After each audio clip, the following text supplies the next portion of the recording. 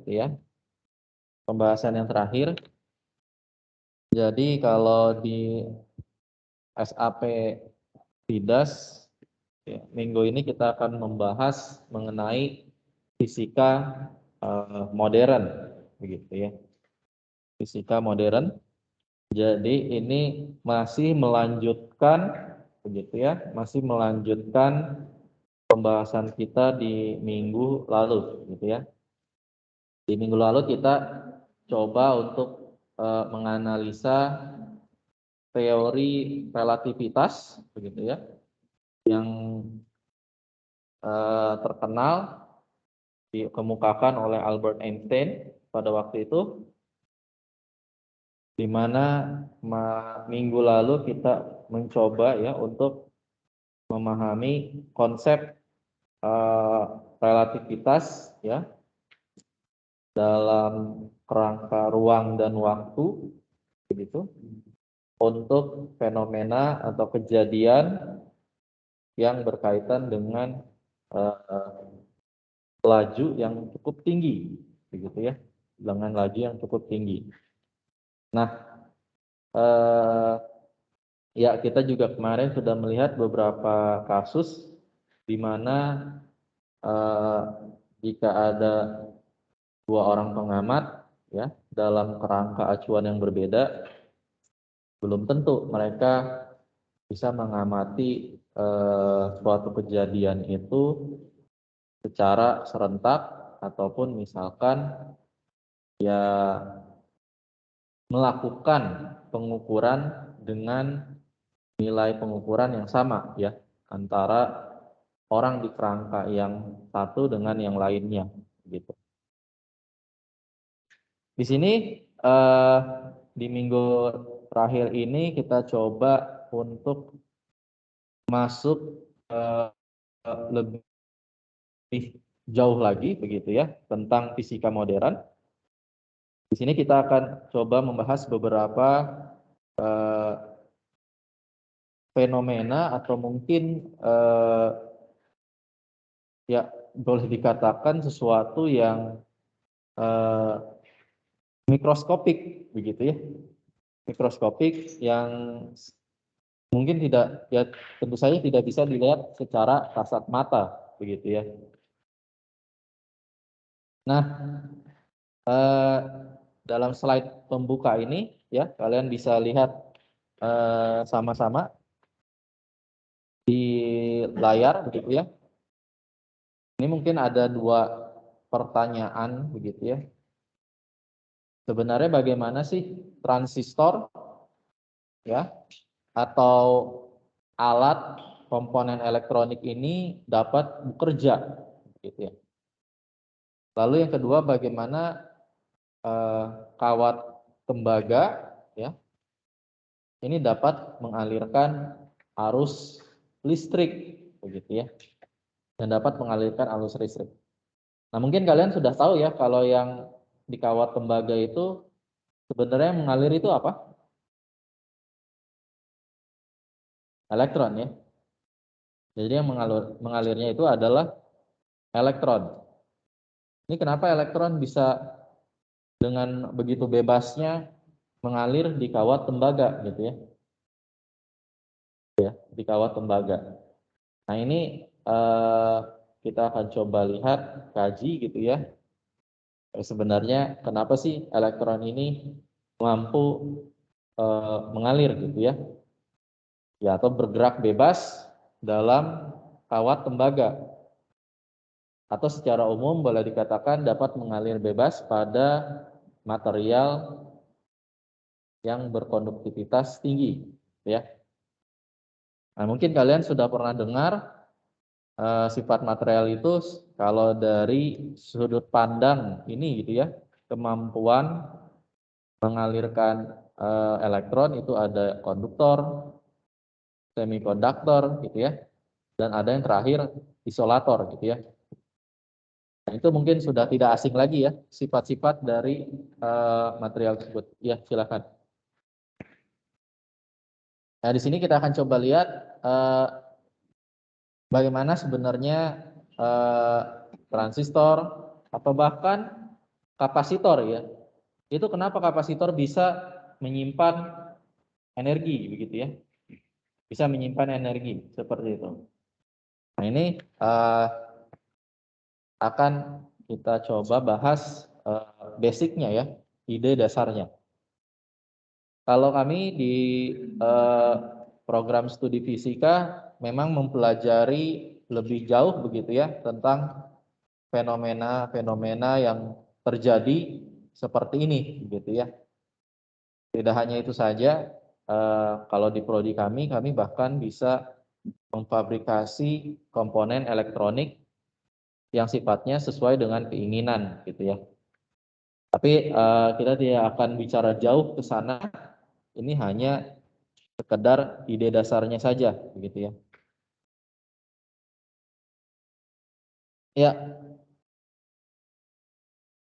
fisika modern itu sebenarnya kalau dalam beberapa textbook lebih mudahnya itu di apa ya?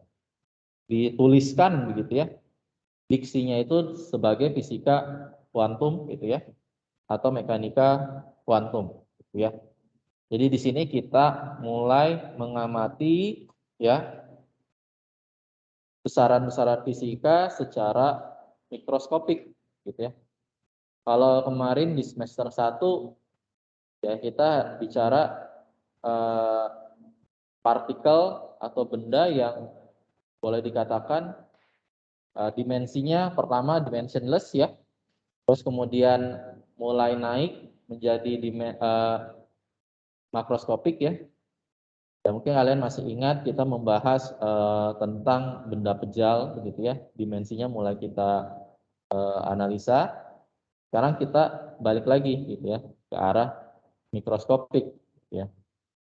Yang ini dilihat oleh kasat mata pun atau bahkan dibayangkan pun agak sulit gitu ya. Nah, di sini dalam fisika kuantum ini atau fisika modern ini kita akan membahas ya yang menganalisa besaran-besaran fisika yang sebenarnya itu terkuantisasi. Terkuantisasi itu apa gitu ya. Jadi nanti kita akan lihat bahwa khususnya gitu ya partikel mikroskopik ini punya level-level energi tertentu begitu ya. Punya level-level energi tertentu. Nah, ini akan kita coba bahas gitu ya.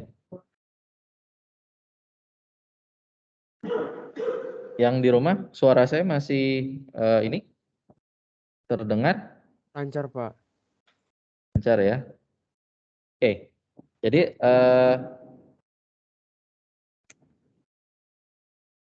pada sebenarnya awal mulanya itu dari saat Albert Einstein itu mengemukakan teori relativitas itu sendiri begitu ya.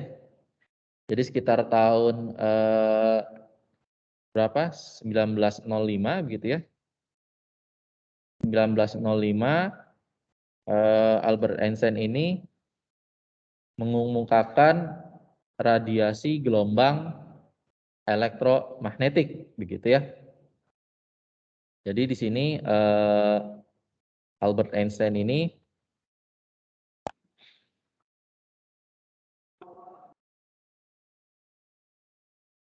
sekitar tahun 1905 ini ya dia mengemukakan gelombang EM gitu ya. Gelombang EM dari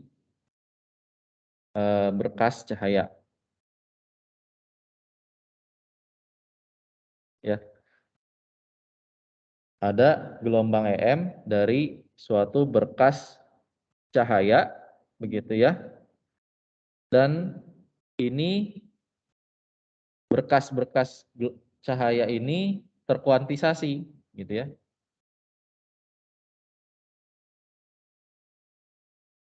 Terkuantisasi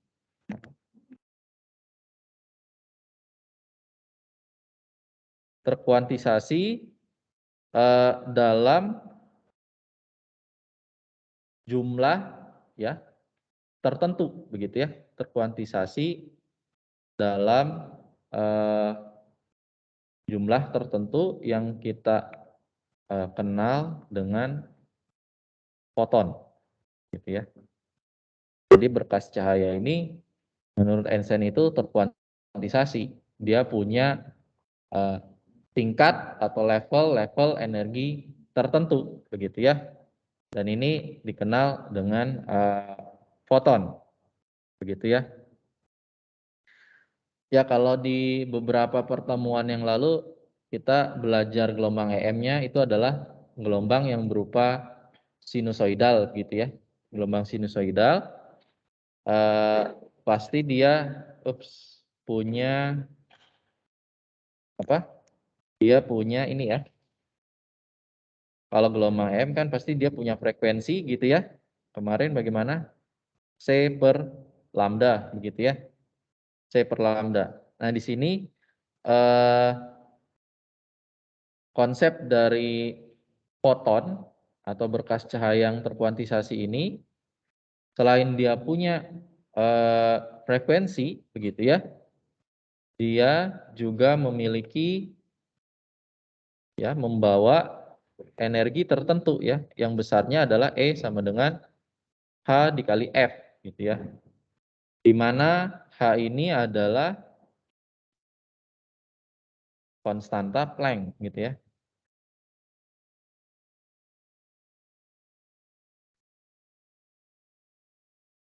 H ini adalah konstanta Planck gitu. Jadi ini adalah foton energi begitu ya. Jadi foton itu dia memiliki frekuensi tertentu ya. Karena adanya sifat atau properties frekuensi tersebut, foton ini akan atau berkas foton ini akan memiliki tingkat energi tertentu begitu ya. Tingkat energi tertentu. Nah, seperti ini. Jadi inilah awal mula konsep adanya foton gitu ya. Jadi gelombang atau berkas cahaya yang merupakan gelombang EM itu menurut Einstein terkuantisasi gitu ya. Ada level-level energi tertentu.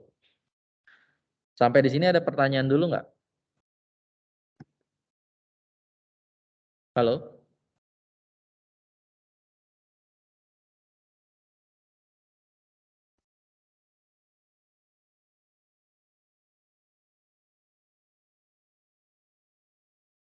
Halo?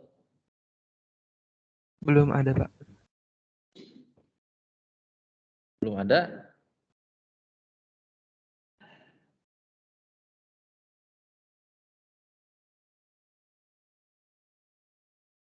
Oke. Kalau tidak ada, kita coba lanjutkan begitu ya. Saya hapus dulu di halaman ini.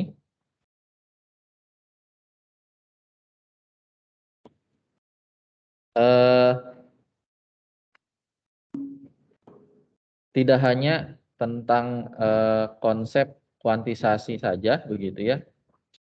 Einstein pun mempropos gitu ya, mengumumkakan bahwa berkas foton ini dia bisa diserap gitu ya. Dia bisa diserap gitu ya. Dia bisa diserap atau diemisikan oleh suatu materi gitu ya, oleh suatu materi. Ya, oleh suatu materi. Jadi kalau saya punya ilustrasi gitu ya. Misalkan ini adalah foton gitu ya dengan energi tadi HF ya. Dengan energi HF ini misalkan dia contohnya menumbuk suatu materi gitu ya. Ya atau benda gitu ya. Ya. Dia menjalar dengan energi tertentu dan foton ini dia bisa diserap dan diemisikan ya, atau dalam sini kasusnya mungkin dipantulkan gitu ya. Jadi ada kemungkinan ya sebagian yang diemisikan gitu ya. Ada sebagian yang diemisikan gitu ya.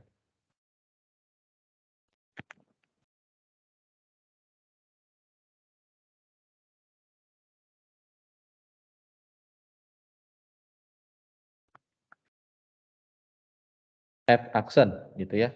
Kenapa F-aksen? Ya tentu saja frekuensinya berbeda begitu ya antara yang datang dengan yang diemisikan oleh material tersebut begitu ya. Nah, proses adsorpsi dan emisi dari foton ini ya itu terjadi secara makroskopik begitu ya. Secara mikroskopik begitu ya. Jadi yang bisa dalam tanda kutip ya menyerap dan memantulkan atau mengemisikan energi foton tadi itu adalah ya atom-atom penyusun material tersebut begitu ya. Material tersebut. Jadi ketika cahaya ya atau foton dengan frekuensi F diserap begitu ya oleh material tadi ya, maka energi itu ditransfer begitu ya. Energi itu sebenarnya ditransfer ya. Pada saat dia diserap gitu ya, sebenarnya energi foton itu tuh diserap oleh atom-atom penyusun material begitu ya, atom-atom penyusun material gitu ya. Nah, dalam proses adsorpsi itu gitu ya, ya foton seolah-olah menghilang gitu ya, seolah-olah menghilang ya, energinya benar-benar diserap gitu ya, benar-benar diserap. Nah, setelah diserap, atom dalam material dia punya kemampuan lagi ya untuk mengemisikan energi tertentu begitu ya. Jadi kalau saya ilustrasikan ya secara mikroskopik gitu ya. Ini misalkan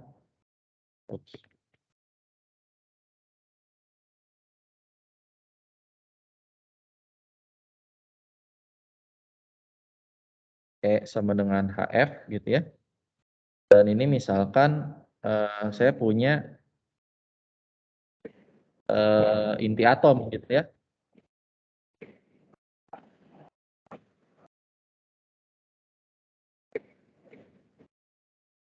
Saya punya inti atom misalkan ini adalah elektron yang mengelilinginya gitu ya. Jadi pada saat dia diserap ya, sebenarnya energinya itu betul-betul diserap ya oleh atom-atom penyusun material tersebut gitu ya. Nah, ini hanya ilustrasi saja satu atom gitu ya.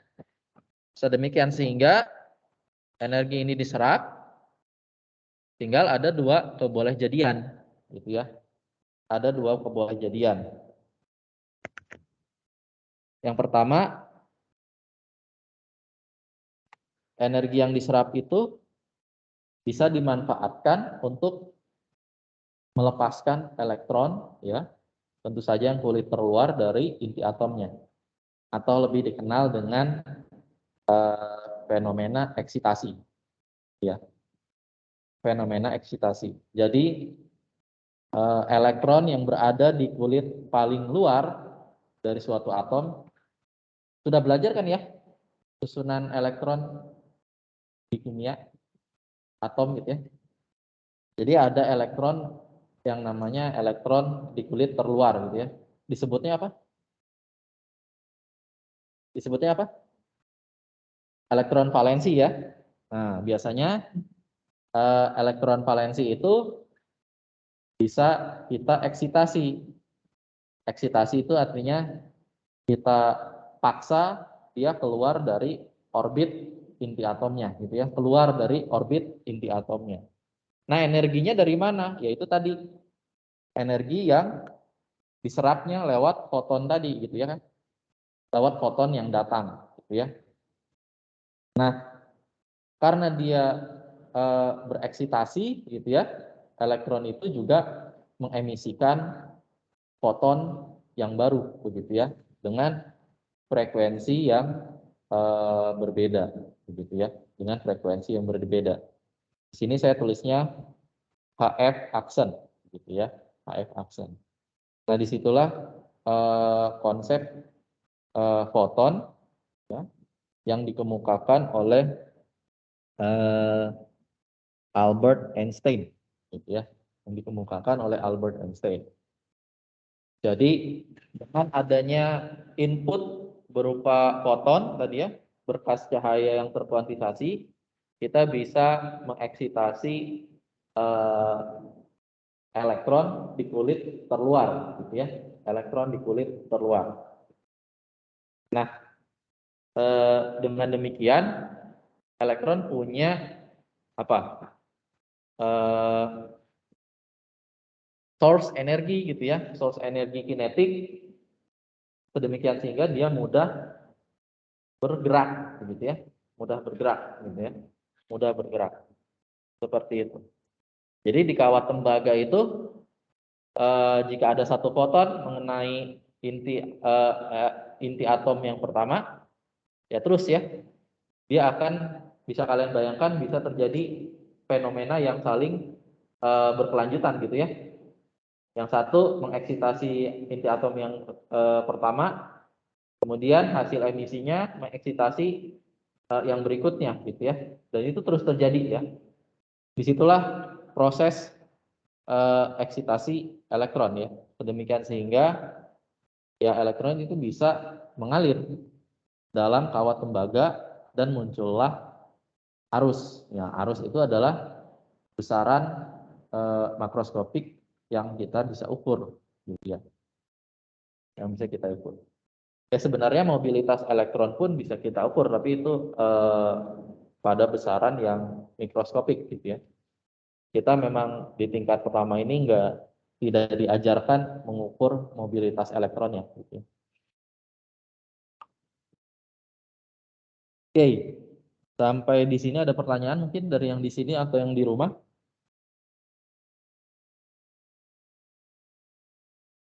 Halo, yang Belum, di Pak. rumah?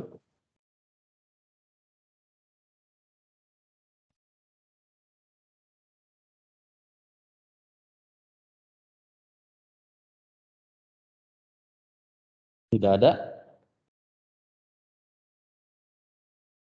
Yang di rumah, suara saya masih masuk? Jelas, Pak.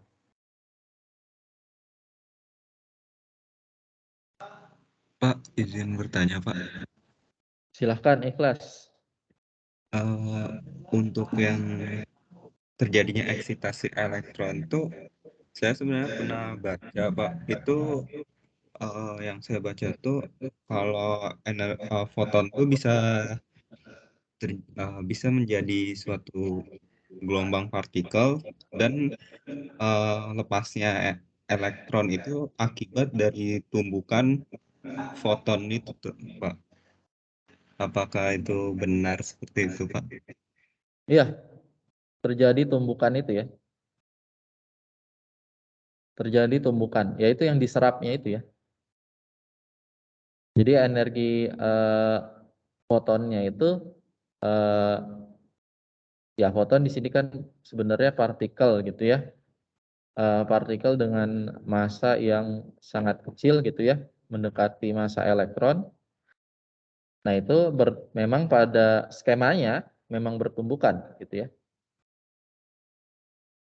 Betul. Itu nanti kita akan coba bahas di momentumnya gitu ya. Begitu, ikhlas. Halo. Baik, Pak.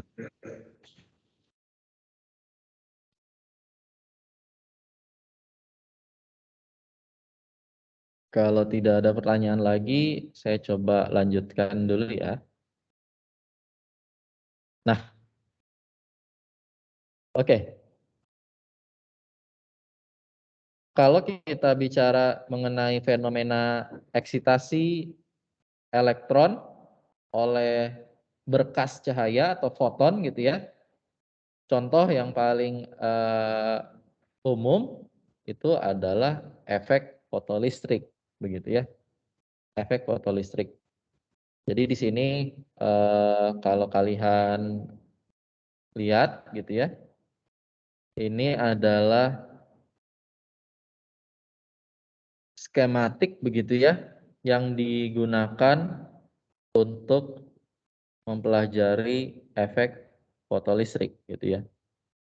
Efek fotolistrik. Jadi di sini cahaya ya atau tadi foton itu diatur gitu ya sehingga menumbuk target ya. Sehingga menumbuk target di titik T ini begitu ya. Menumbuk di titik T ini. Kemudian karena dia menumbuk, maka tadi terjadilah fenomena eksitasi gitu ya. Fenomena eksitasi elektron. Nah, hasil eksitasinya itu ditangkap oleh aparatus ya atau bagian yang berwarna hijau ini ya, yang berlabel C ini ya. Kolektornya ini gitu ya. Jadi ini adalah kolektor dari elektron yang sudah tereksitasi begitu. Nah, di sini elektron mengalir gitu ya, bergerak ya. Arah aliran elektron kan berlawanan dengan arah aliran arus ya. Sehingga ini ditulisnya arusnya I-nya ke sana gitu ya. Elektron sementara mengalir berlawanan dengan arah arus begitu kan. Nah, di sini ini dengan adanya mobilitas elektron tadi gitu ya, maka misalkan di sini ada baterai begitu ya. Baterai ini diukur gitu ya. Kita bisa mengukur begitu ya.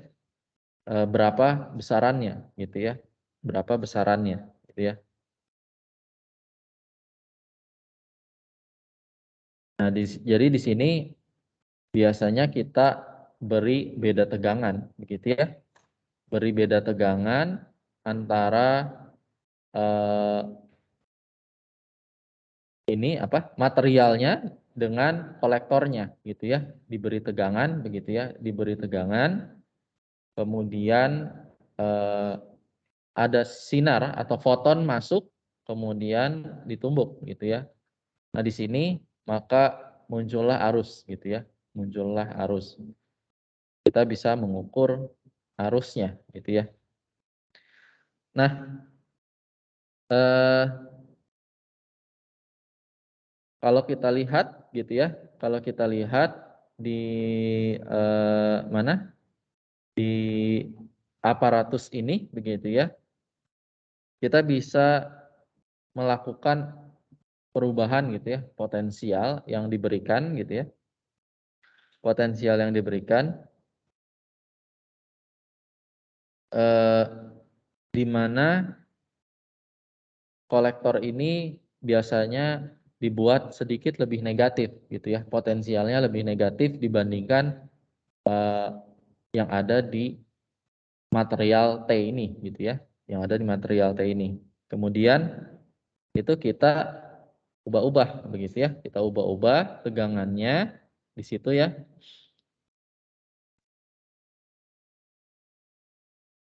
Sedemikian sehingga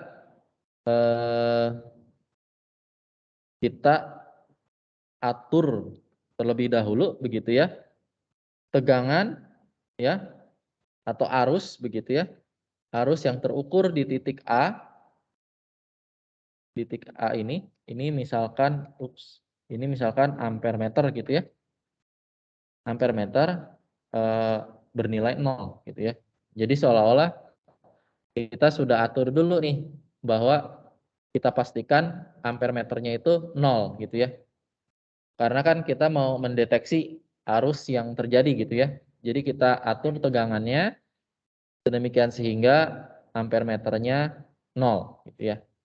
Jarum penunjuk arusnya awalnya 0 gitu ya. Nah, itulah yang dikenal dengan stopping potensial gitu ya, potensial pemberhenti begitu ya. Nah, ketika potensial itu sama dengan potensial pemberhenti, maka energi yang energi yang dieksitasikan gitu ya oleh elektron ya, itu nanti adalah nilainya itu sebesar energi kinetik maksimum gitu ya. Energi kinetik maksimum gitu ya. Jadi jika ingin kita mengeksitasi elektron tersebut ya dalam material T begitu ya, kita butuh energi kinetik maksimum yang dibutuhkan gitu ya.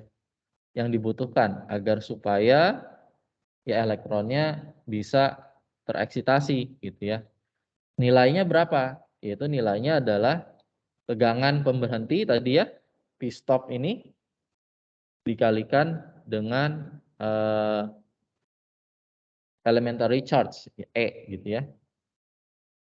Elementary charge gitu ya. Nah, itu percobaannya gitu ya. Ini percobaannya. Kemudian kalau kita lihat plot yang di bawah begitu ya. Plot yang di bawah. Plot yang di bawah ini saya plot ambil plot ini ya. Sebenarnya dari buku textbook garis yang horizontal ini adalah nilai frekuensi cahaya yang datang gitu ya. Nilai frekuensi cahaya yang datang. Kemudian ini adalah stopping potensial tertentu begitu ya. Di sini saya menuliskan bahwa mengutip ya, elektron bisa tereksitasi ya atau bisa lepas dari kulit terluarnya jika cahaya ya tentunya frekuensi yang datang itu melebihi suatu nilai tertentu begitu ya. Melebihi suatu nilai tertentu frekuensinya. Frekuensinya itu disebut dengan frekuensi ambang batas atau cut off frekuensi gitu ya. Jadi kalau sinar itu datang dengan nilai ambang frekuensi tertentu, maka stopping potensialnya ada gitu ya. Maksud saya dia terukur gitu ya, bisa terukur. Nah, ini kalau kita lihat ya, ini contohnya ya. Ini kalau di textbook, materialnya dari material sodium begitu ya. Jadi tiap material dia punya ambang batas frekuensi tertentu gitu ya, atau cut off frekuensi tertentu. Ya kalau di contoh ini ya hampir 5,5 kali 10⁴ Hz gitu ya. Baru stopping potensialnya mulai terukur gitu ya. Di bawah itu stopping potensialnya tidak ada gitu ya. Tidak ada. Nah, jadi fotoelektrik ya. Jadi fenomena efek fotolistriknya itu tidak terjadi jika frekuensinya di bawah frekuensi ambang batas gitu ya. Frekuensi ambang batas gitu ya. Jadi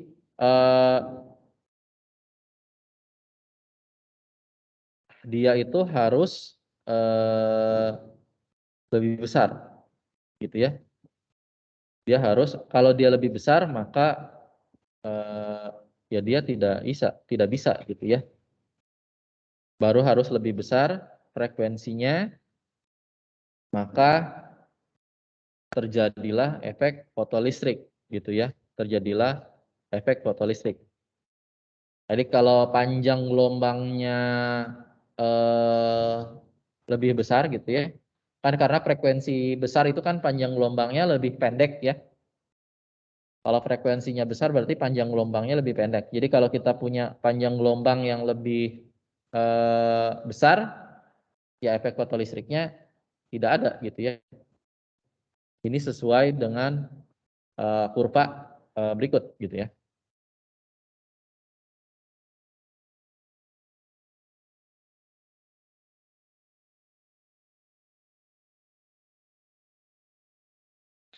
Oke. Dan jadi efek fotolistrik ini sekali lagi sangat bergantung pada nilai cut off ya.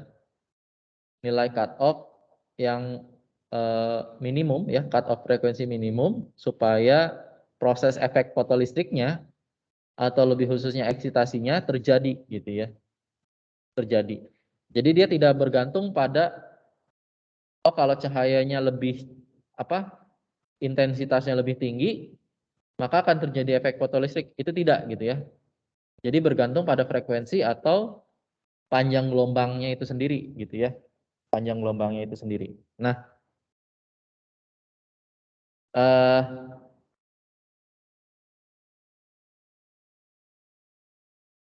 di sini nilai dari cut off frekuensi ini sendiri gitu ya. Tentu itu ada gitu ya. Maksudnya bisa kita ukur ya karena tadi adanya energi yang ditransfer via foton tadi begitu ya. Via foton tadi.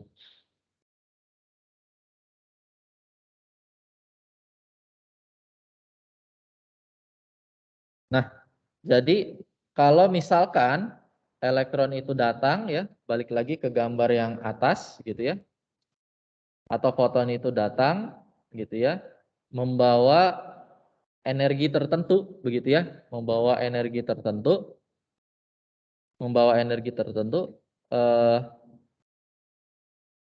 Bagaimana kalau energinya terlalu besar gitu ya? Energinya terlalu besar. Jadi foton yang datang itu energinya terlalu besar gitu ya. Ya kalau terlalu kecil tidak ada efek fotolistrik gitu kan. Tapi ini energinya atau frekuensinya terlalu besar ya, sehingga energinya kan lebih besar ya. Nah itu apa yang terjadi gitu ya. Jadi intinya adalah supaya efek fotolistrik ini terjadi, dia itu hanya membutuhkan ambang batas energi supaya dia bisa lepas gitu ya. Supaya dia bisa lepas dari kulit terluarnya atau kulit valensinya yang kita kenal gitu ya. Jadi dia hanya mengambil itu saja gitu ya. Jadi elektron itu harus menyerap ya, menyerap tadi ya, atau tadi yang ditanyakan Ikhlas, akibat adanya momentum dia hanya menyerap nilai tertentu dari energinya itu gitu ya. Nah, minimum energi yang perlu diserapnya itu dikenal dengan work function gitu ya, atau fungsi kerja. Jadi di sini saya berikan gitu ya, ada work function di sini begitu ya. Work function di sini. Jadi ini adalah energi yang dibutuhkan untuk melepaskan elektron dari kulit terluar gitu ya. Atau lebih mudahnya ini adalah berupa konsep energi potensial. Jadi energi yang dibawa oleh foton ini ya, yang dibawa oleh foton ini akan dikonversi, diambil begitu ya, diambil sedemikian sehingga dia bisa lepas dari kulit terluarnya begitu ya, dan sisanya dijadikan energi kinetiknya gitu ya. Ya energi kinetik ya ini maksimum ya agar elektron tereksitasi ini gitu ya. Jadi kalau sudah ininya terpenuhi begitu ya, kebutuhan work function-nya terpenuhi, ya belum tentu dia bisa tereksitasi gitu ya. Dia harus punya energi kinetik tambahan gitu ya. Jadi kalau dia terlalu besar, pasti sisanya dijadikan sebagai sumber energi kinetiknya gitu ya. Sementara sebagiannya lagi ya itu dijadikan untuk dia melepaskan diri dari kulit elektron terluar begitu ya. Nah, di sini Einstein mencoba melakukan ya summary ya, rangkuman ya. Ya. Ini adalah statement bagaimana konservasi energi dari single ya foton gitu ya yang diserap oleh target dengan wave function P gitu ya. Oke. Jadi jika elektron ingin lepas dari target, maka dia harus mengambil energi sebesar Pi ini, begitu ya. Energi sebesar Pi ini. Nah, additional energinya apa? Ini yang energi kinetiknya ini itu ya diperoleh tadi ya dari absorpsi foton itu sebagai energi kinetik elektronnya, gitu ya. Energi elektronnya. Jadi di sini kita bisa ikut ya, kita bisa ikut menentukan potensial stoppingnya, gitu ya. Potensial stoppingnya. Jadi di sini ini adalah tidak lain merupakan bentuk, kalau ini kan konstanta gitu ya, nilai Pi ini berbeda-beda untuk setiap material ya. Berarti suku ini adalah sebenarnya konstanta gitu ya. Pi per E ini kan konstanta, kemudian F ini ya variabelnya gitu ya. Kemudian konstanta Planck per H. Nah ini adalah gradiennya gitu ya. Ini adalah gradiennya begitu ya. Jadi ini bisa kita hitung ya. Kalau melihat gambar ini mungkin terlalu kecil ya.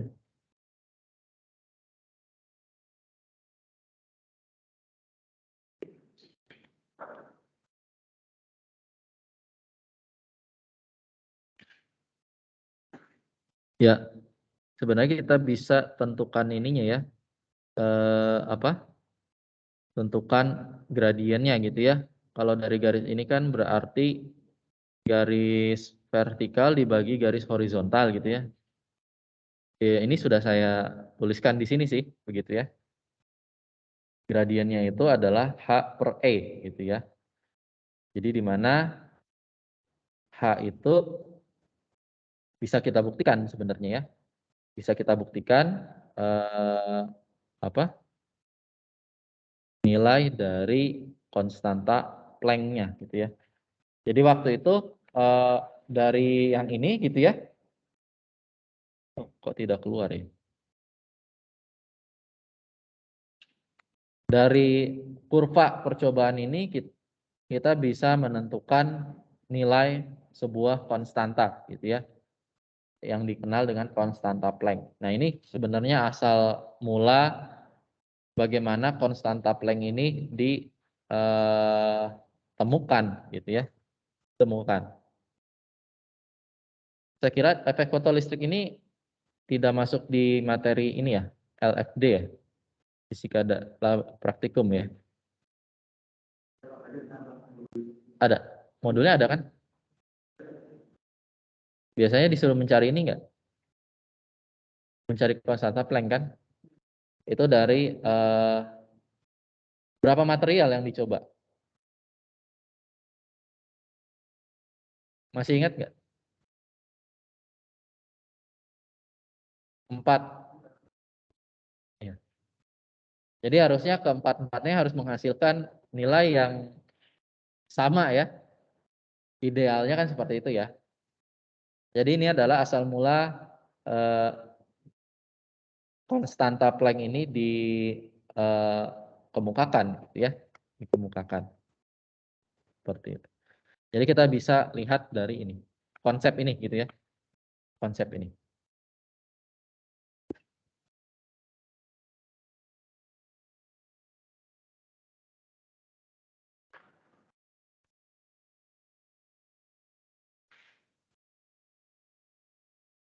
Oke, ada pertanyaan dulu, ada yang dari sini atau yang dari rumah? Yang dari rumah mana ini suaranya?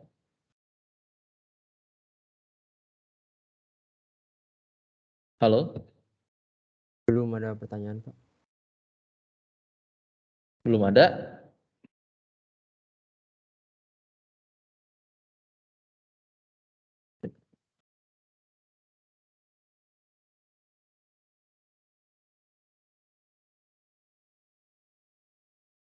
Nah, coba saya ada problem nih ya. Diketahui work function dari suatu material ini nilainya 1,8 eV gitu ya. Kemudian ada berkas cahaya ya berupa foton dengan panjang gelombang 400 nanometer menumbuk material tersebut gitu ya. Coba tentukan potensial pemberhentinya ya atau beda potensialnya gitu ya yang terukur dan tentukan berapa kecepatan maksimum elektron yang tereksitasi gitu ya. Coba yang ini dikerjakan.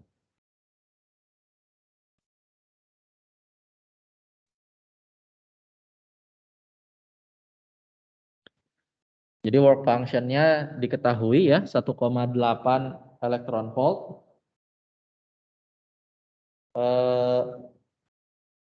Panjang gelombang fotonnya 400 nanometer gitu ya.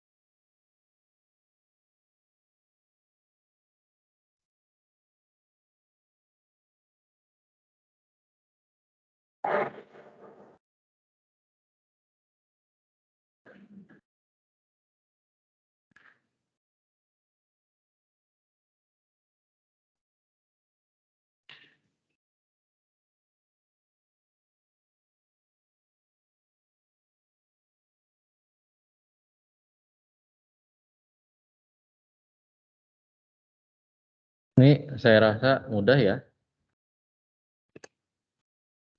Beda potensial yang terukur gitu. Bisa kalian cari dari sini ya. Ya, beda potensial yang terukurnya ya. Tadi HF-nya bisa ketemu ya, energi fotonnya ya. Jadi panjang gelombangnya 400 nanometer gitu ya. Nah, cuma di sini harus apa? Hati-hati begitu ya. Harus hati-hati dalam menentukan satuan gitu ya. Dalam menentukan satuan. Dalam menentukan satuan.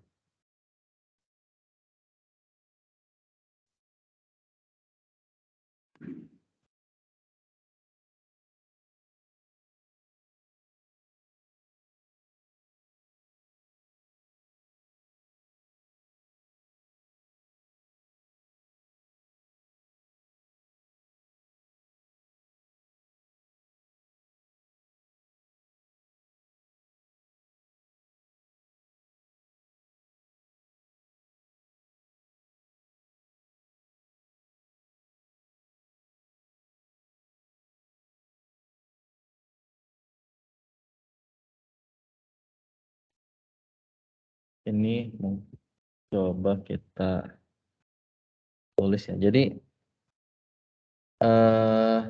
nanti perlu hati-hati gitu ya. Konstanta Planck gitu ya.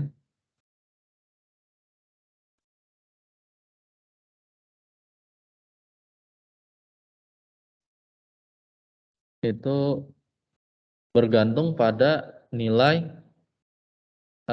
satuannya gitu ya.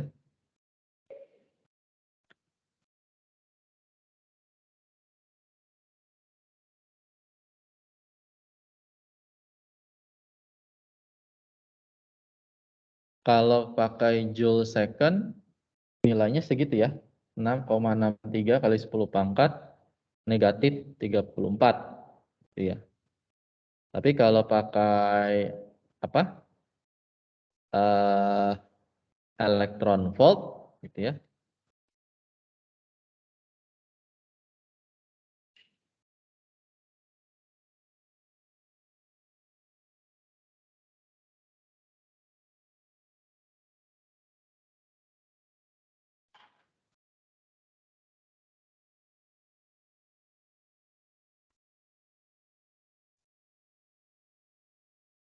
Nah, ini konstanta Planck dituliskan dalam unit yang berbeda gitu ya.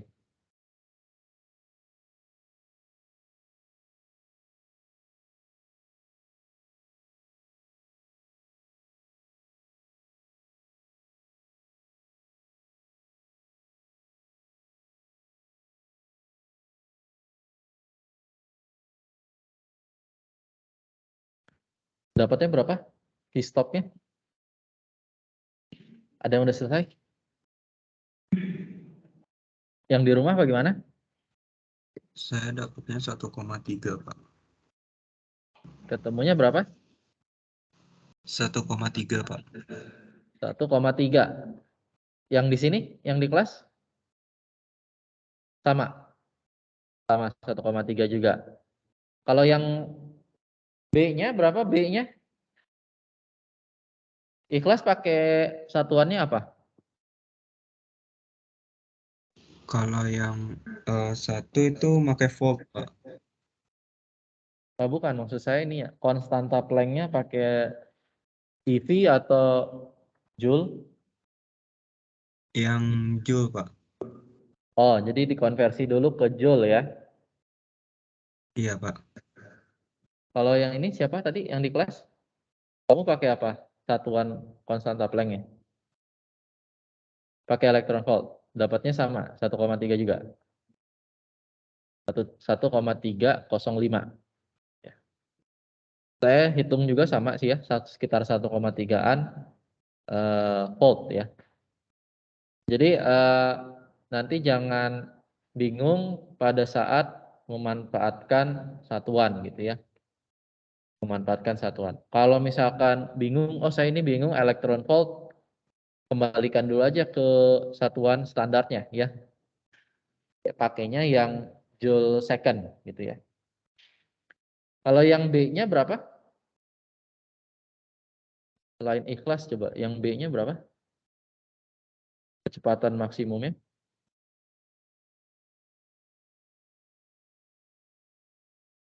Yang di kelas mungkin di sini kecepatan maksimumnya berapa?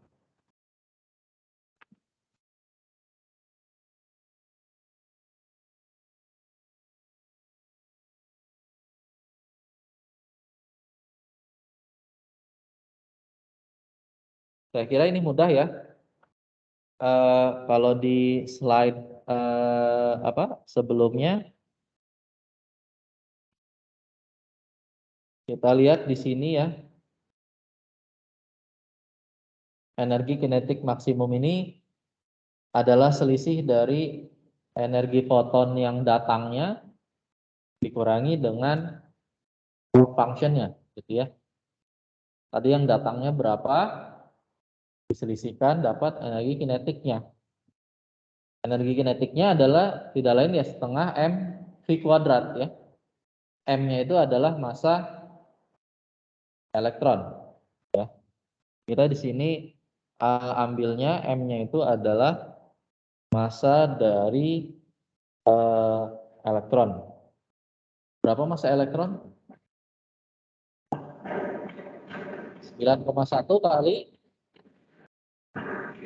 10 pangkat negatif berapa? 31 ya. Dapatnya berapa?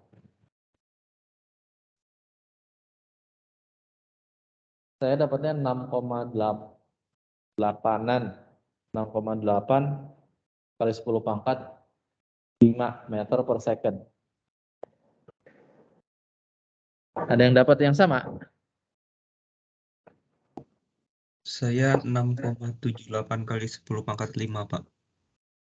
Ya sama ya. Kalau saya dibulatkan tadi ya. Sama ya, ikhlas. Kamu dapatnya 6,78. Ini saya bulatkan jadi 6,8. Bisa ya? Ada pertanyaan dulu nggak dari yang lain?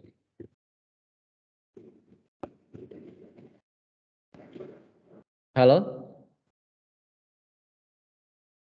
Yang di kelas atau yang di rumah?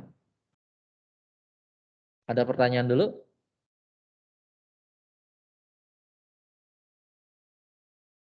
Oke. Kalau tidak ada, kita coba lakukan lagi analisa berikutnya ya, analisa soalnya. Nah, ini yang berikutnya ya. Slide saya sudah berganti yang di rumah? Sudah, Pak. Oke. Ada kasus ya. Detektor cahaya, dia memiliki luas penampang 2 kali 10 pangkat negatif 6 meter persegi. Gitu ya. Dia mampu menyerap 50% cahaya datang dengan panjang gelombang 600 nanometer. Nah, dalam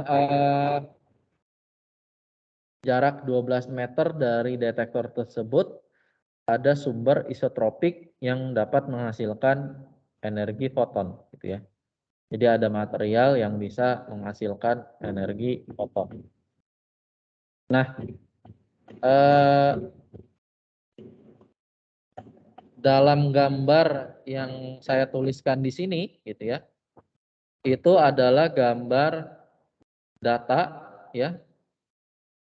Jadi ini adalah kurva energi yang diemisikan oleh sumber sebagai fungsi dari waktu, gitu ya. Sebagai fungsi dari waktu. Nah, itu nilai ES-nya itu adalah 7,2 nanojoule. TS-nya itu 2 second. Jadi dalam waktu 2 second itu terdeteksi ada energi yang diemisikan sebesar ES ini, gitu ya. Jadi ini adalah kurva emisi dari material ya. Nah, coba tentukan laju penyerapan fotonnya, gitu ya. Yang ditanyakan itu adalah laju penyerapan fotonnya, gitu ya. Laju penyerapan fotonnya. Ini mungkin sudah di screenshot yang di rumah.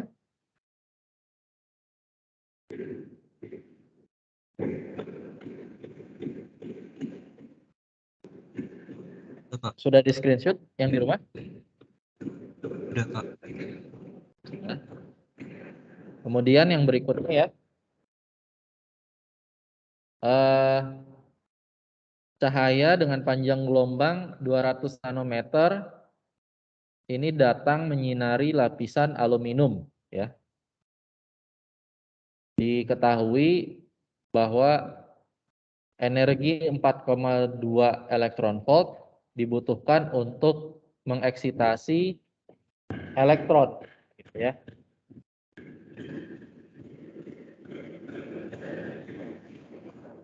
Nah, pertanyaannya adalah berapa nilai energi kinetik yang dihasilkan untuk elektron tercepat dan elektron terlambat yang dieksitasi, ya. Kemudian yang B, berapa nilai beda potensialnya atau stopping potensialnya. Yang terakhir, berapa nilai ambang, ya, nilai batas cut off dari panjang gelombang material aluminium tersebut, gitu ya.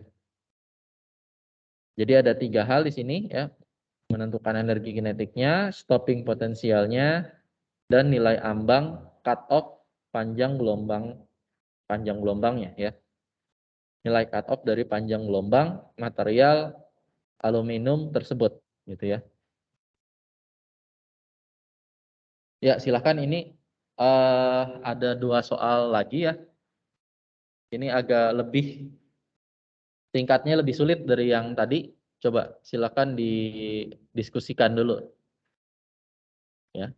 Bagaimana analisanya, gitu. Ini sudah di screenshot yang di rumah? Udah, Pak. Sudah, ya. Ini dari tadi hanya suara ikhlas saja yang terdengar. Ini yang lainnya kemana ini? Semoga menyimak, ya.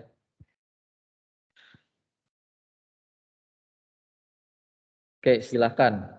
Ini tadi nomor 1, ini nomor maaf, ini nomor 2, ini nomor 3, ya.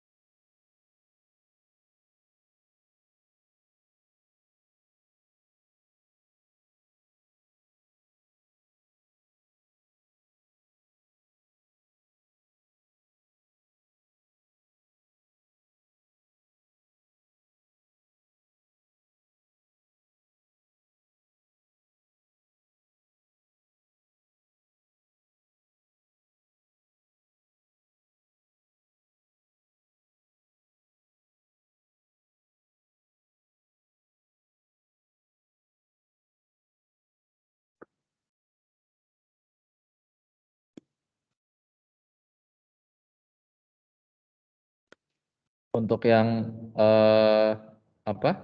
nomor 1 ini, kalian tentukan dulu, gitu ya, daya apa sebutannya, ya, daya emisi, gitu ya, daya emisi yang keluar dari sumber, gitu ya.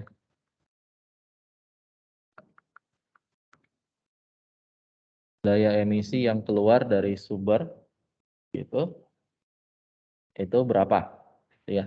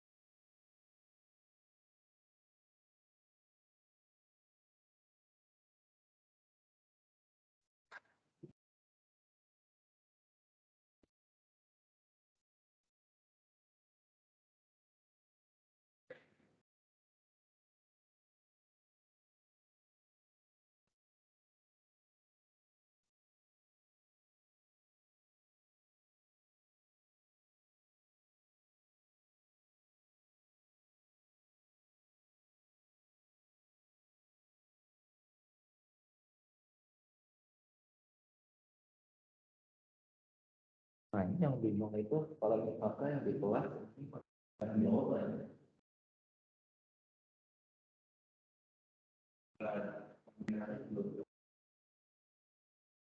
Kalau yang dari rumah sih bisa nanti. Coba yang nomor 1 ya. Idenya adalah kita cari dulu daya apa? Daya emisi ya per waktunya itu berapa gitu ya. Daya yang dikeluarkan oleh sumbernya gitu ya, sumber fotonnya. Kemudian kalau itu sudah diketahui, kalian bisa idenya bisa cari berapa sih energi yang diemisikannya gitu ya. Energi yang diemisikannya ini berapa begitu ya. Energi yang diemisikannya ini berapa.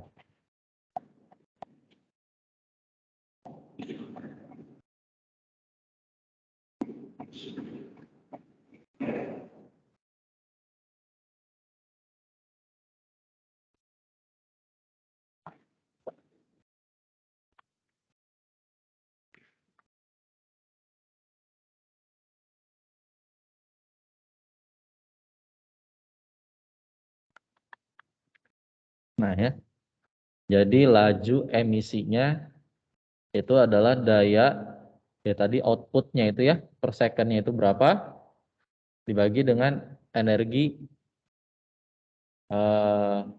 yang dikeluarkannya gitu ya.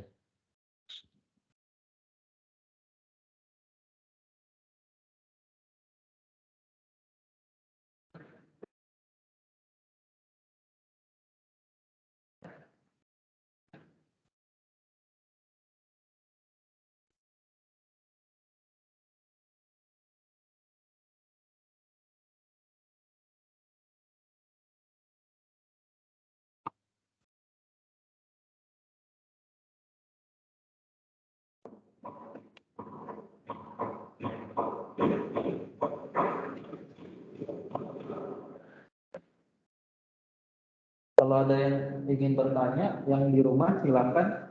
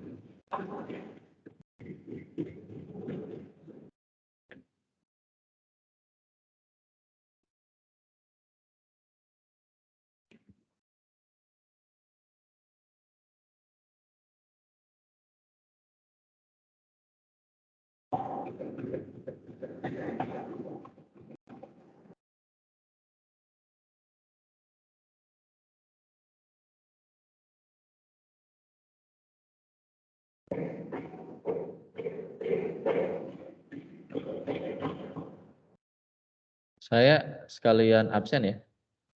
Fauzi Makarim ada? Ada Kak. Hadir. Bayu itu ya. Pindah ya. Arya Dita.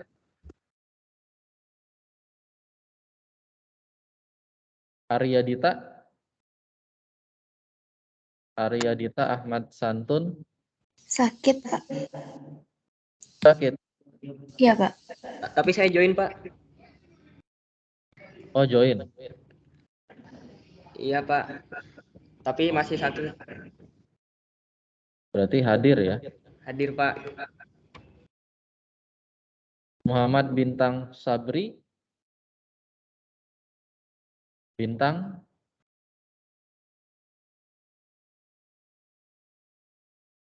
Ini yang pindah itu, mungkin yang pindah ya. Nathanael juga pindah ya? Hah? Oh, Bintang enggak? Mana orangnya? Mungkin enggak masuk.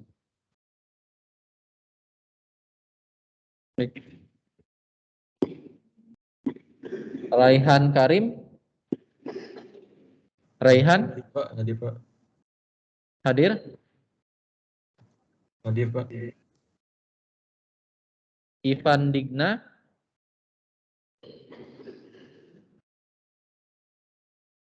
Ivan?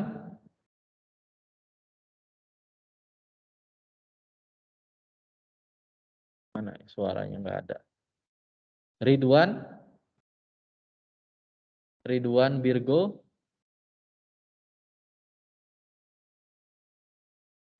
Ridwan Virgo ada?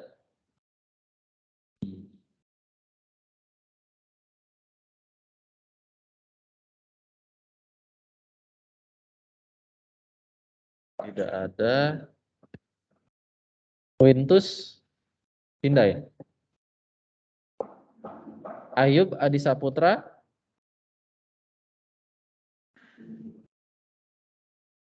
Dava Muhammad? Pindah. Fadlian? Fadlian?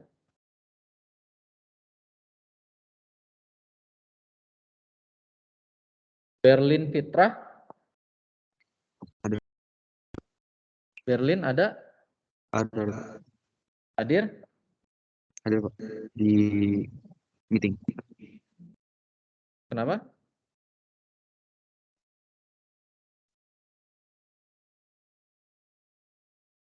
Kemudian Ruth Maizona? Hadir, Pak. Hadir. Hadir. Firdaus Maulana? Hadir Pak. Ahmad Rizky? Hadir, Pak.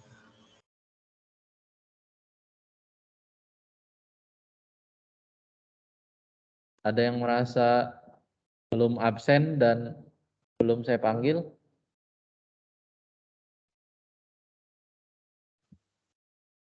Evi belum, Pak. Siapa namanya? Evi. Evi. Evi. Sebentar ya. NIM-nya berapa, Evi? 384. Sudah tuh? Sudah? Oke, Pak, makasih. Ya gimana? Nomor 1? Atau ya ada? Siapa? Mau bertanya. Oh, ikhlas, silahkan. Saya udah dapat R emisinya. Habis itu saya bingung Pak untuk selanjutnya gimana. Oh, sudah dapat R emisinya gitu ya.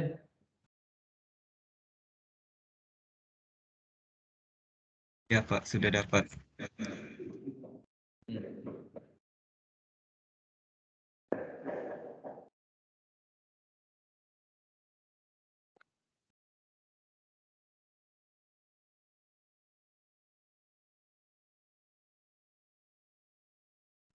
Oke.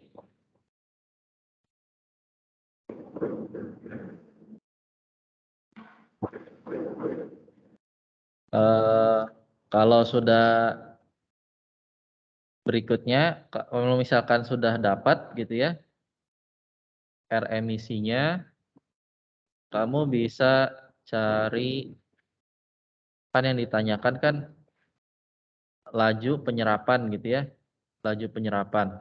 Ya. Laju penyerapannya ini dari perbandingan ini ya, perbandingan antara yang R adsorpsi gitu ya, dibagi dengan R emisi, itu sama dengan luas daerah gitu ya, dibagi 4 pi d kuadrat ya, 4 pi d kuadrat. Ini adalah luas penampangnya gitu ya. Luas penampang dari detektornya ya. Nah, cuma di sini harus hati-hati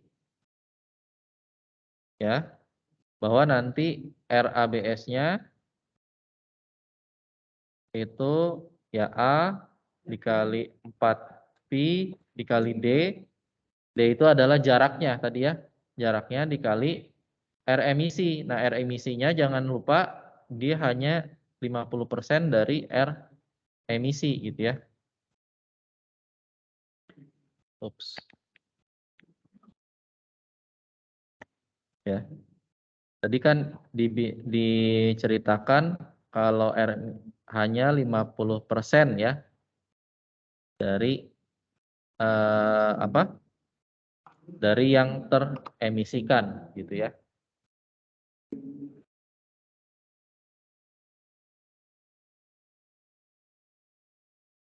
Jadi hanya 50% yang teremisikan, makanya jangan lupa ada faktor pengali tengahnya gitu ya.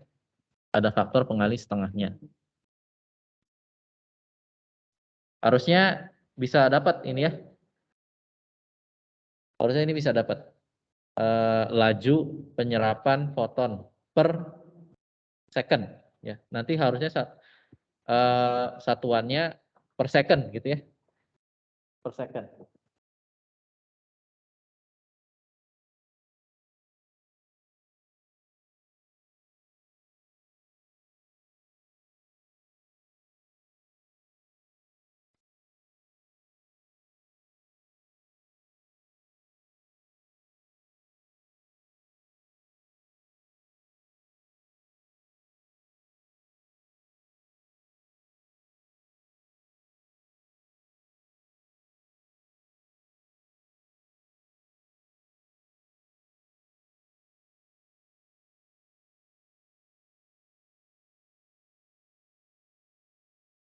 Bisa dapat harusnya ya.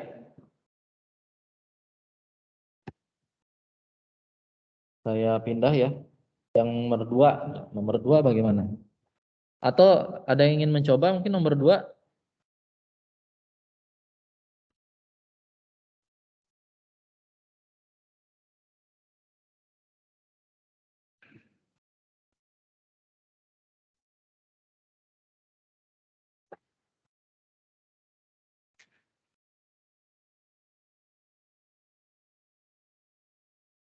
Saya ingin bertanya, Pak.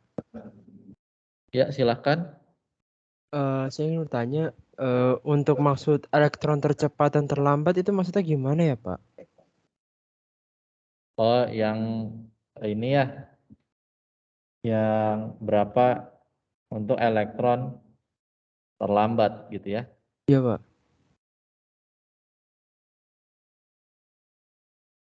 Jadi itu tadi ini sebenarnya berkaitan dengan ini ya. Apa? Kalau saya boleh kembali lagi ke gambar yang ini gitu ya.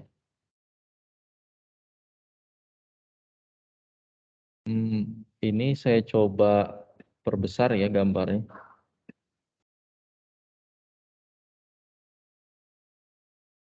Kalau yang di rumah makin kelihatan nggak gambarnya? Terlihat, Pak. Nah, tadi kan ceritanya, ups, kenapa jadi begini? Kenapa jadi di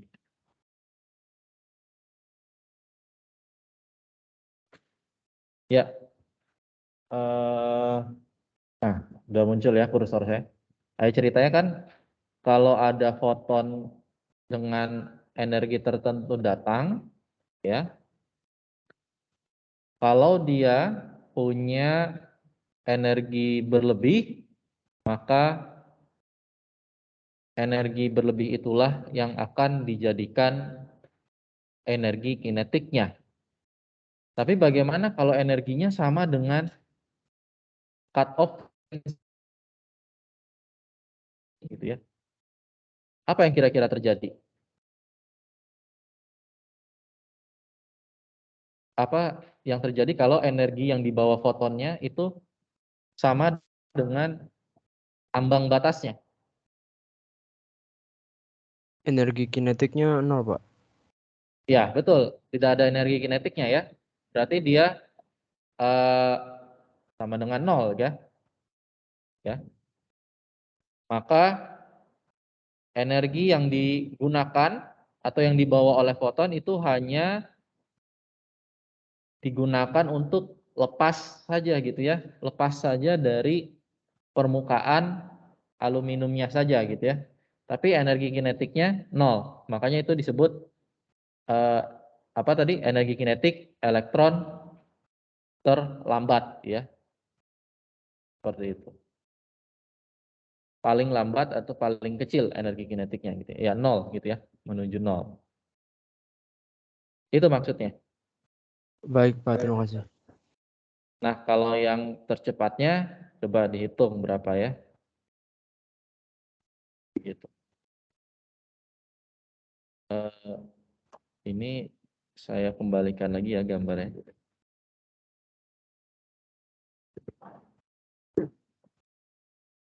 Pak mau bertanya, untuk satu itu jawabannya 6 bukan Pak?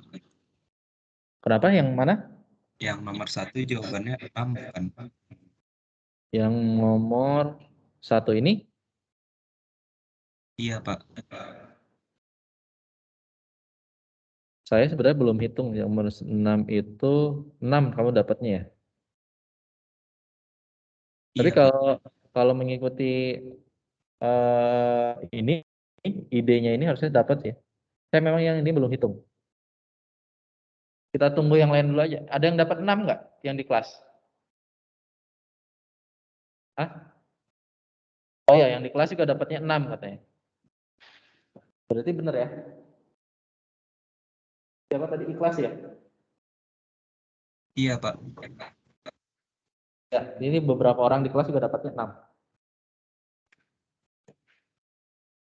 Coba yang ini ya. Yang nomor 2 ya. Tadi nomor 2 itu sudah saya bantu yang terlambatnya. Yang tercepatnya berapa ya?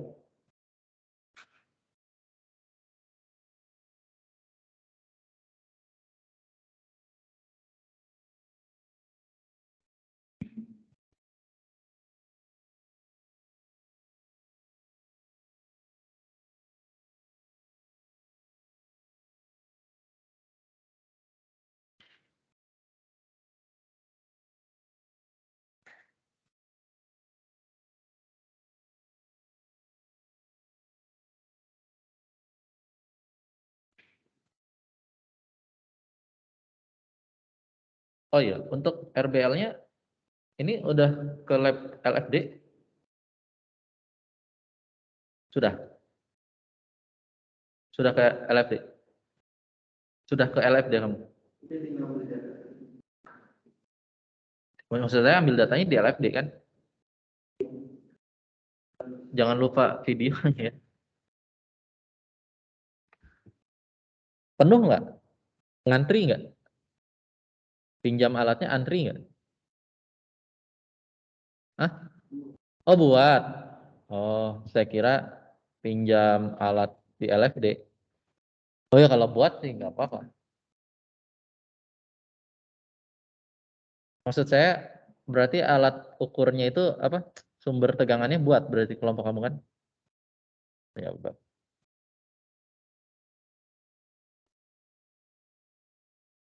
Kalau yang di rumah ini bagaimana? Sudah ada yang ke D untuk mengambil data atau menguji cobakan rangkaiannya?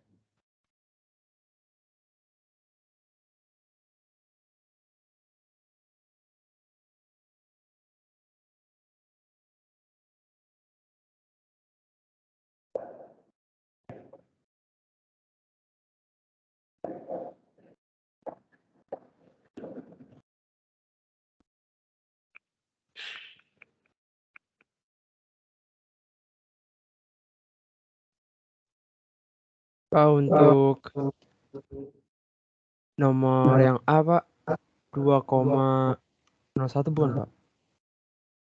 2,1. Oke. Jadi kalau yang nomor 2A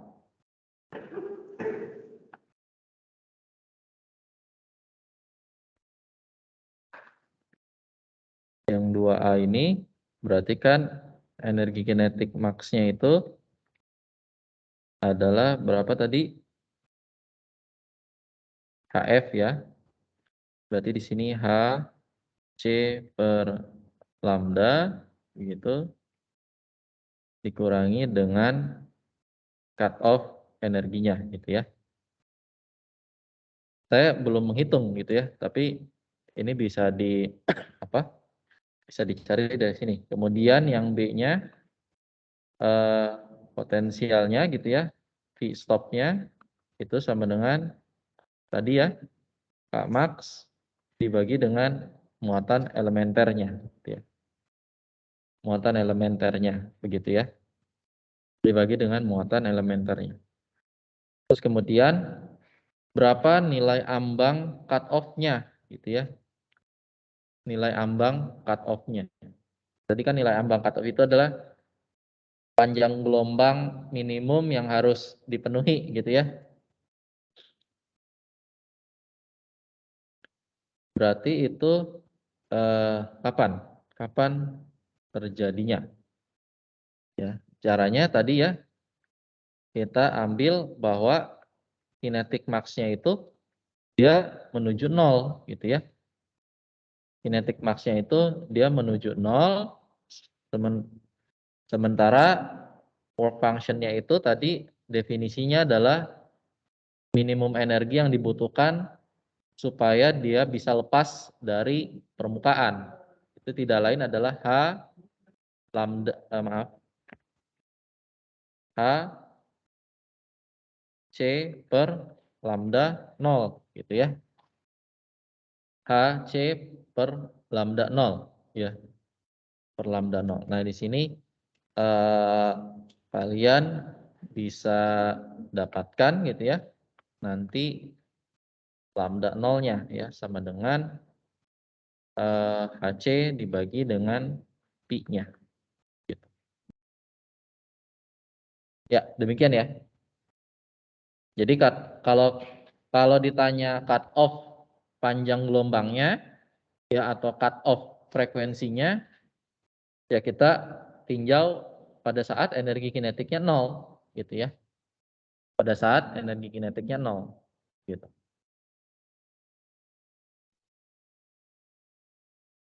Kalau tadi hasilnya saya belum menghitung tadi siapa ya yang ini siapa tadi? Tadi yang mengungkapkan siapa ya?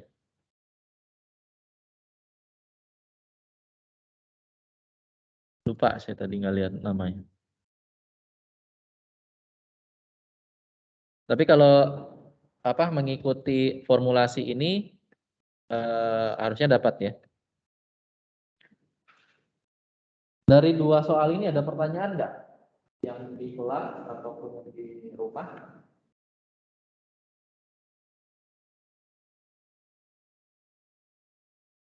Halo? Mana ini yang di rumah suaranya? Belum ada, Pak.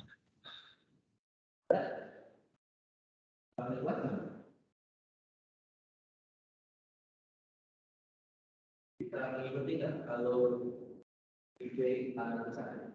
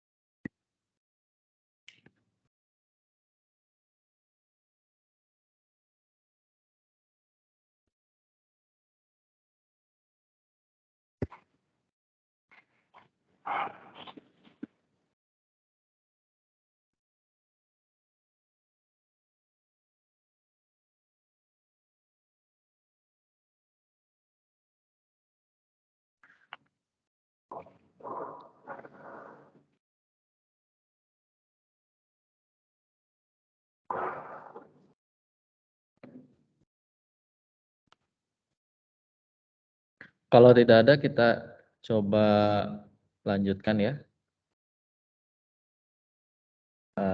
Ada beberapa menit lagi.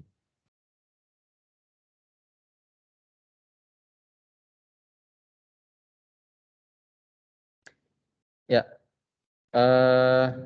berikutnya kita akan menganalisa, begitu ya, menganalisa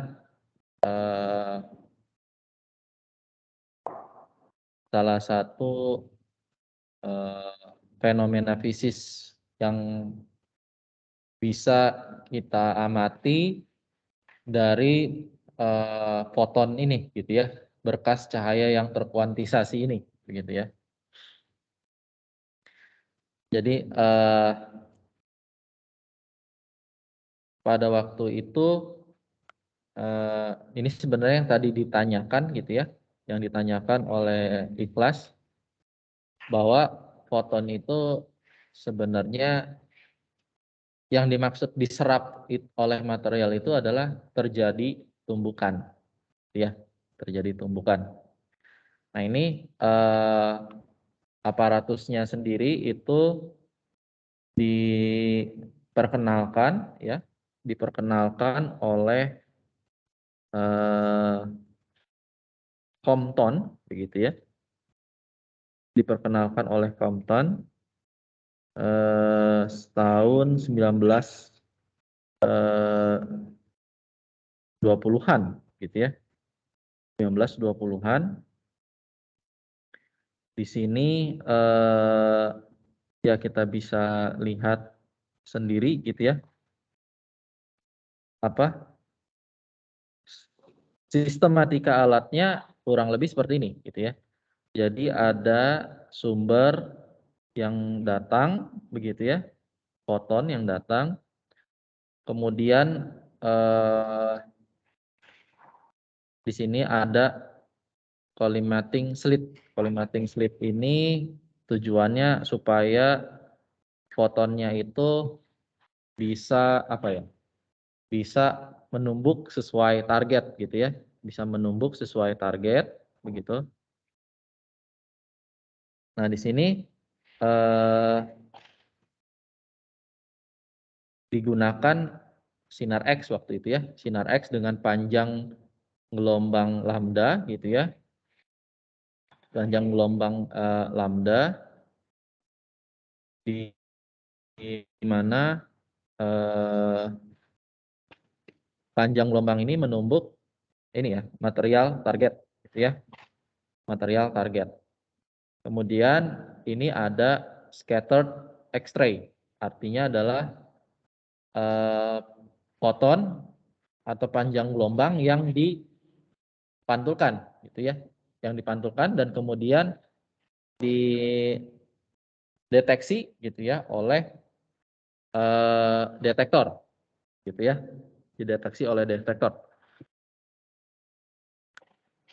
Nah, tahun 1916 itu tadi ya, sebenarnya ini kembali lagi sedikit bahwa foton itu terkuantisasi, gitu ya, menurut Einstein. Nah, kemudian selain dia memiliki energi, gitu ya, yang terkuantisasi, foton ini juga memiliki momentum, gitu ya.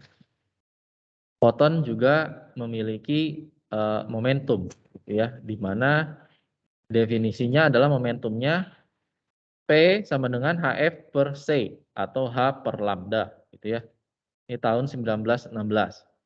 Kemudian tahun 1920-an ya, ini Compton ini melakukan percobaan, gitu ya. Ya, tadi ini ya aparatus percobaannya kurang lebih seperti ini, gitu ya.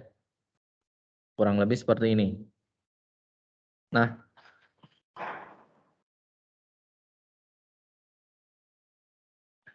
Di sini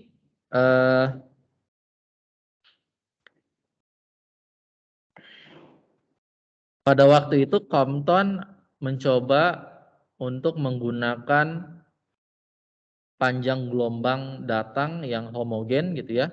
Panjang gelombang datang yang homogen. Ini kalau tidak salah panjang gelombang datangnya itu 71 pikometer gitu ya. Jadi panjang gelombang datangnya itu dia 71 pikometer gitu ya. Jadi dia buat homogen gitu ya. Dibuat homogen seperti ini. Nah, di sini ya menumbuk gitu ya. Menumbuk di sini target gitu ya, menumbuk targetnya dan dideteksilah panjang gelombang yang baru scattered ya. Scattered. Jadi detektornya sebenarnya ada banyak gitu ya. Tidak hanya satu sebenarnya, ada di sini, di atasnya dan seterusnya. Kenapa? Itu untuk melihat kemana arah scatteringnya, gitu ya, kemana arah eksitasinya, itu ya, kemana arah eksitasinya, gitu ya.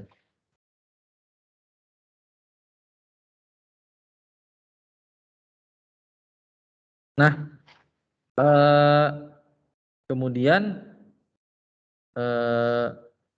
karena dia sudah menempatkan beberapa detektor, gitu ya, beberapa detektor, di sini dia melihat hasil yang unik gitu ya. Melihat hasil yang cukup unik gitu ya. Bahwa di sini kalau ditempatkan di 0 derajat ya artinya detektornya di sini, maka Compton mengamati pola intensitas seperti ini gitu ya. Pola intensitas seperti ini gitu ya. Pola intensitas seperti ini. Nah, kalau sudutnya 45 derajat, polanya berbeda, gitu ya. Polanya berbeda. Di sini ada pergeseran lambda, begitu ya. Pergeseran lambda. Jadi lambdanya itu puncaknya ada dua, gitu ya. Puncaknya ada dua. Nah, karena kurvaturnya bentuknya seperti ini dan Compton waktu itu melihat ada dua puncak yang berbeda, begitu ya.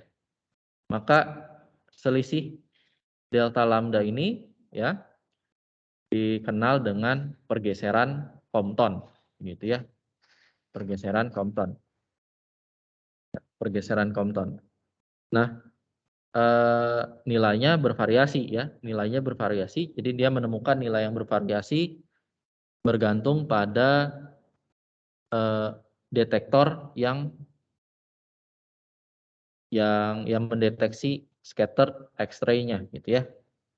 Jadi bermacam-macam. Ini adalah hasil yang diperoleh Compton waktu itu ya. Oke. Nah,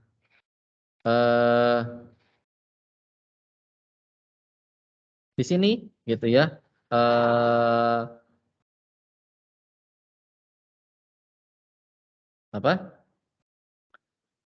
Berkas cahaya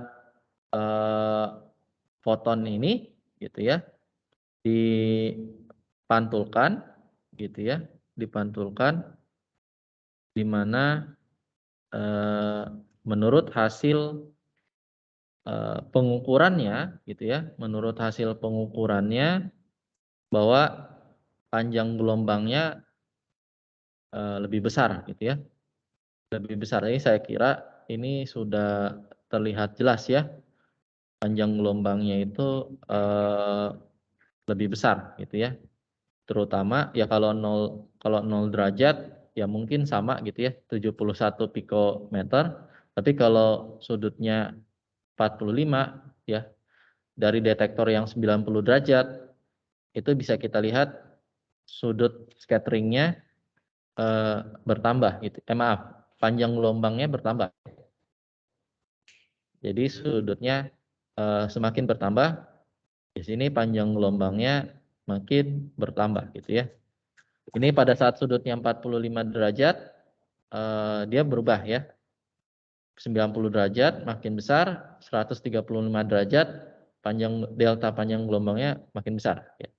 Jadi lambda aksennya ini, ya, lambda aksennya ini lebih panjang dibandingkan dengan lambda datangnya, gitu ya.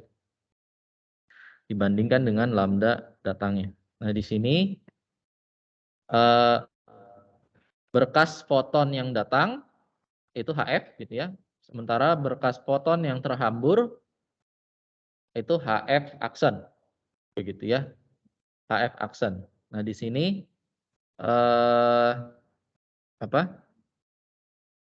kalau saya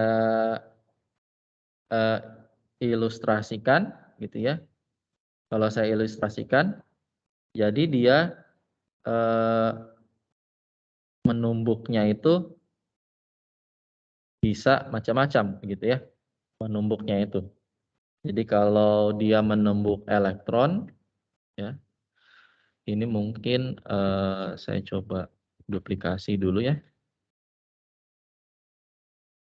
Oke. Ini gambarnya saya coba hapus dulu ya.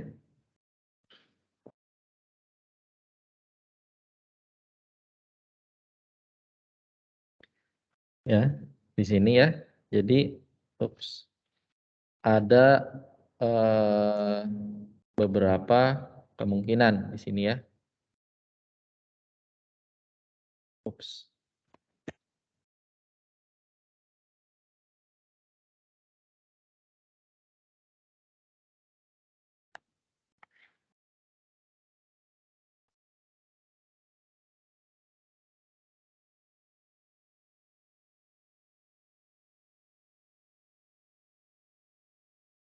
Jadi pada saat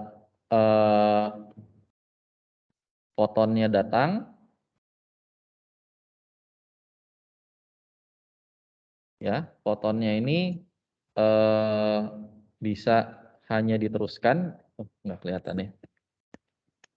Fotonnya ini hanya diteruskan, gitu ya, bisa hanya diteruskan, bisa